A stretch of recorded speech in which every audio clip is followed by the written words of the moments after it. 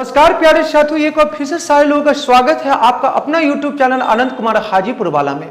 आशा करते हैं कि आप घर पर होंगे, सुरक्षित होंगे और आपकी तैयारी बेहतर से बेहतरीन की ओर अग्रसर बढ़ रही होगी। और आशा करते हैं कि आज जो हम प्रैक्टिस सेट लेकर के आप लोगों के बीच उपस्थित हुए हैं, इसमें आप लोग अच्छा से स्कोर करके आप मैसेज के माध्यम से आप हमें बता सकते हैं कि आपका कितना स्कोरिंग हुआ है और आपकी तैयारी कितनी अच्छी है। तो जैसा कि अभी आप लोग देख पा रहे हैं स्क्रीन पर कि हमने लिखा है रेलवे, बिहार पुलिस, बिहार दरोगा, अन्य जितने भी प्रतियोगी परीक्षाएं हैं उसमें ये क्वेश्चन हमेशा पूछा जाता है। तो उन्हीं प्रश्नों को रुख करते हैं और सबसे पहला नंबर हमारे स्क्रीन पर जो क्वेश्चन आ रहा है कि सिंधु घाटी सभ्यता में बंदरगाह वाला नगर किसे कहा गया, ये क्वेश्चन पूछा गया है और आपको सही आंसर बताना है। तो सही आंसर निकल करके आ रहा है हमारा बी नंबर, यानी बी नंबर नहीं होगा, सही आंसर हो जाएगा हमारा लोथल, यानी बंदरगाह वाला नगर लोथल को कहकर संबोधित किया गया है। और दूसरा नंबर हमारा जो प्रश्न है,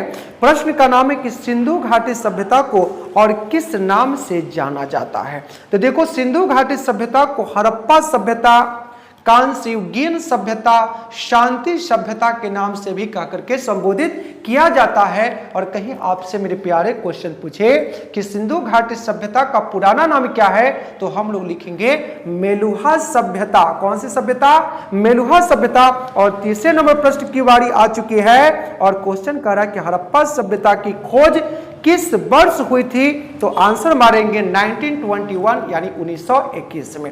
अगर पूछे कि किसने खोज किया था, तो दयाराम साहनी ने, और किसके अनुरोध पर, तो लिखेंगे जॉन मार्शल के निवेदन पर, अनुरोध पर हड़प्पा सभ्यता की खोज 1921 में किया गया था। और चलते हैं चौथे नंबर प्रश्न की ओर। और चौथा नंबर प्रश्न कह रहा है कि हड़प्पा सभ्यता की खोज किसने किया था, और अभी जस्ट मैंने आपको बताया था और सही आंसर हो जाएगा इसमें हमारा दयाराम साहनी। और चलते हैं पांचवें नंबर प्रश्न की ओर। कहता है कि मोहनजोदड़ो की खोज किस वर्ष हुई थी, तो 1922 में हुई थी। और खोजकर्ता का अगर नाम पूछे तो रखालदास बनर्जी, कहीं कहीं लिखेगा R.D. बनर्जी। क्या लिखेगा? R.D. बनर्जी लिखेगा, ठीक ना।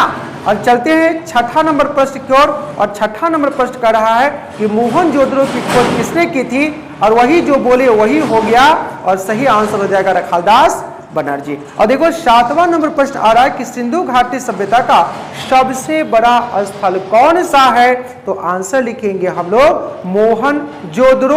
और मोहनजोदड़ो का अर्थ होता है मृतकों का टीला। किसका टीला? मृतकों का टीला। चलते हैं सातवें नंबर प्रश्न की ओर।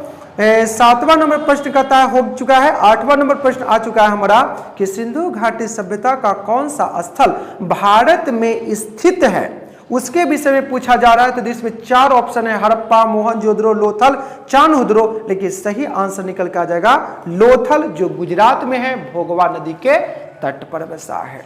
देखिए कहावत है ना कि कुछ रीत जगत की ऐसी है, हर एक सुबह की शाम हुई, तू कौन है, तेरा नाम क्या है, यहाँ सीता भी बदनाम हुई, तो फिर क्यों संसार की बातों से तेरे भीग गए नैना, कुछ तो लोग कहेंगे, लोगों का काम है कहना। तो लोगों का सुनना आप छोड़ दीजिए, तभी आप जीवन में ज्यादा सफल होंगे। लोगों पर ज्यादा ध्यान रखेंगे तो जीवन में क्या हो जाएंगे, हमेशा अंधकार में समा जाएंगे। तो लोगों को छोड़ देना है, खुद के विषय में सोचना है। ज्यादातर लोग दूसरों को सोचते हैं, दूसरे के बारे में सोचते हैं, इस कारण से जीवन में असफलता ही असफलता उनको पग पग मिलता है, ठीक ना। तो दूसरे पर कम, खुद को ज्यादा झांकना। चलते हैं नौवां नंबर प्रश्न की ओर। और नौवां नंबर प्रश्न कह रहा हमारा कि सिंधु घाटी सभ्यता की लिपि कैसी थी, तो लिपि कैसी थी, यहां पर जो हो जाएगा हमारा अज्ञात थी, यानी इसमें कोई लिपि नहीं थी विकसित। कौन सा सभ्यता में? IVC यानी इंडस वैली सिविलाइजेशन में। चलते हैं 10वां नंबर प्रश्न की ओर। और 10वां नंबर जो हमारा प्रश्न आ रहा है स्क्रीन पर कि सिंधु घाटी सभ्यता के लोगों का मुख्य व्यवसाय क्या था, यह हमसे क्वेश्चन पूछा जा रहा है। तो लिखेंगे कृषि यानी एग्रीकल्चर, यानी सिंधु घाटी सभ्यता के लोगों का मुख्य व्यवसाय था कृषि, और कृषि से ही उनका जीविकोपार्जन होता था। और सिंधु घाटी सभ्यता के जो लोग थे, दो चार फसल उगाते थे, जैसे मटर हो गया, जौ हो गया, राई हो गया, ये सब उगा करके अपना जीविकोपार्जन चलाते थे। किस सभ्यता में? सिंधु घाटी सभ्यता में। और चलते 11वें नंबर प्रश्न की ओर, और 11वां नंबर हमारा जो प्रश्न कह रहा होगा कि हड़प्पा सभ्यता के लोग किस धातु से परिचित नहीं थे, ये क्वेश्चन हमसे पूछा जा रहा है। तो सही आंसर हो जाएगा हमारा लोहा। लोहा से परिचित नहीं थे। अगला है कि महान स्नानागार कहां पाया गया है? तो सही आंसर लिखेंगे बी नंबर, मोहनजोदड़ो। कौन सा जोदड़ो? मोहनजोदड़ो, जिसका अर्थ होता है मृतकों का टीला। चलते हैं 13वें नंबर प्रश्न की ओर, और क्वेश्चन कर रहा हमारा सिंधु घाटी सभ्यता की नगर योजना किस प्रकार की थी, ये क्वेश्चन पूछा जा रहा है। तो सही आंसर निकल के आ जाएगा बी नंबर, यानी आयताकार। ठीक ना। और 14 नंबर प्रश्न में आ चुके हैं कि हड़प्पा सभ्यता में मिट्टी के बर्तनों पर किस रंग का प्रयोग किया जाता था? तो सही आंसर मारेंगे सी नंबर, यानी लाल। अब प्राथमिक रंग कितना है? 3 ही होता है, लाल, हरा और नीला। यही 3 को मिलाकर के कॉम्बिनेशन से दुनिया का अनेकों रंग बनता है। चले मेरे प्यारे आगे देखो, 15वां नंबर प्रश्न आ रहा है कि सिंधु घाटी सभ्यता की प्रमुख फसलें कौन कौन सी थी, ये क्वेश्चन पूछा जा रहा है। तो सही लिखेंगे जौ और गेहूं, जौ और गेहूं। 16वां नंबर प्रश्न कर रहा है कि लोथल किस नदी के तट पर स्थित था? तो लिखेंगे भोगवा नदी के तट पर, सी नंबर सही आंसर हो जाएगा। और इस तरह से हम लोगों ने 16 क्वेश्चन को सॉल्व कर चुका है, और 17वें नंबर की बारी आ चुकी है। अब देखो 17वां नंबर जो क्वेश्चन है हमारा कि हड़प्पा सभ्यता की मोहर किससे बनी होती थी, किससे बनी होती थी, एक क्वेश्चन हमसे पूछा जा रहा है। तो सही आंसर मारेंगे सी, यानी सेल खड़ी। 18 नंबर प्रश्न में आ चुके हैं कि सिंधु घाटी सभ्यता का कौन सा स्थल मृतकों का टीला के रूप में जाना जाता है? तो सही आंसर हो जाएगा हमारा मोहनजोदड़ो, यानी बी नंबर। ठीक ना।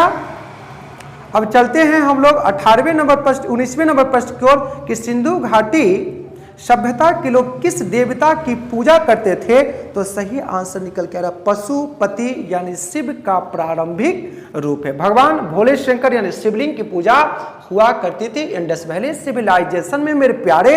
और 20वां नंबर प्रश्न करा कि हड़प्पा सभ्यता में हल का टेराकोटा मॉडल कहां से मिला है?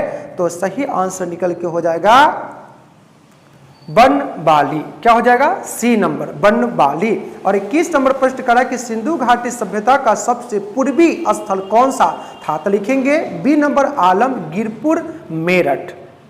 अब पश्चिमी किनारा पूछेगा तो सुतका गेंडोर, उत्तरी किनारा पूछ दिया तो मांडा, और दक्षिणी किनारा पूछ दिया तो दैमावाद। चलते हैं 22वां नंबर, और 22वां नंबर हमारा जो प्रश्न कह रहा है सिंधु घाटी सभ्यता का कौन सा स्थल एक बंदरगाह शहर था? तो सही आंसर मारेंगे लोथल, यानी B number, C number, Lothal.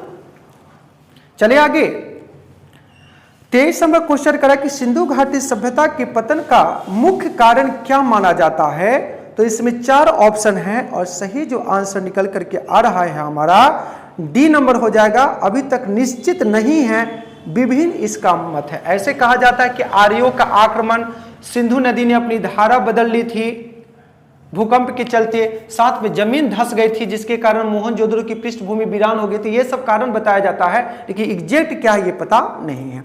और 24वां नंबर प्रश्न करा कि सिंधु घाटी सभ्यता के किस स्थल से घोड़े के अवशेष मिले हैं? तो सही इसका आंसर हो जाएगा हमारा सी नंबर, यानी सुरकोतरा।